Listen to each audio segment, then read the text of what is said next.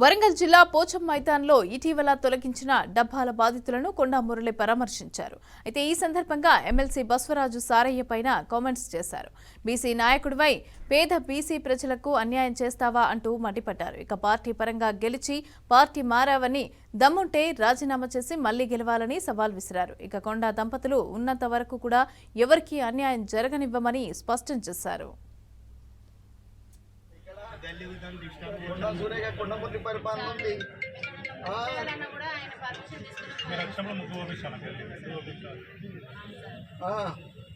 ఆయన మొన్న వచ్చిండు.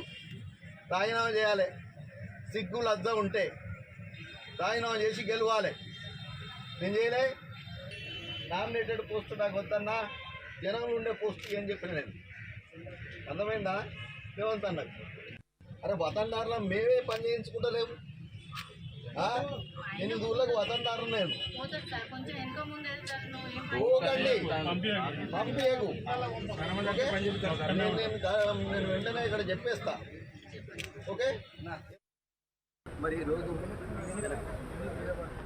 అసలు ఇక్కడ నియోజకవర్గంలో కొండా సురేష్ గారు మంత్రులు ఉన్నారు. మరి అలాంటి పరిస్థితుల్లో మీద వాళ్ళకి ఎక్కడ కూడా అన్యాయం జరగద్దని నిజంగా కూడా మెయిన్ రోడ్ మీద కూడా లేవు, పక్క సందులో ఉన్నాయి.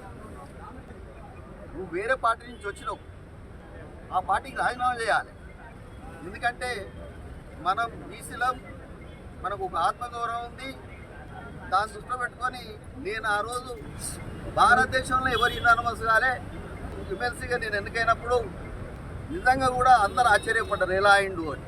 ఎవరు నామినేషన్ కూడా వేయలే, ఏ పార్టీ వేయలే, బీజేపీ వాళ్ళు వేయలే, తెలుగుదేశం వాళ్ళు వేయలే. ఎందుకంటే కొండమూరులు అటు ఉంటే న్యాయం జరుగుతుంది అని. ఈరోజు నువ్వు నామినేటెడ్ పోస్ట్ తీసుకొని వీడికి వచ్చి కాంగ్రెస్ వాళ్ళని ఇబ్బంది పెడితే, ఒక బీదలను ఇబ్బంది పెడితే మాత్రం చూస్తూ ఊరుకోం. ఇది అధిష్టానం దృష్టికి తీసుకుపోయే కార్యక్రమం కూడా చేస్తా. ఎందుకంటే మరి కంచే చేను వేసినట్టు మరి ఉంది ఇక్కడ. మరి ఇది సమంజసం కాదు. ఇక్కడ మేము ఉన్నాం, మరి కరాఖండిగా చెప్తున్నాం. ఇలాంటి ఏదో గుర్తులు చేస్తే గుర్తింపు వస్తుంది, ఇలా అయితే నన్ను గుర్తిస్తారు కావచ్చు, ఇలా 4 పెట్టి ఫోటోలు దిగితే గుర్తిస్తారు కావచ్చు.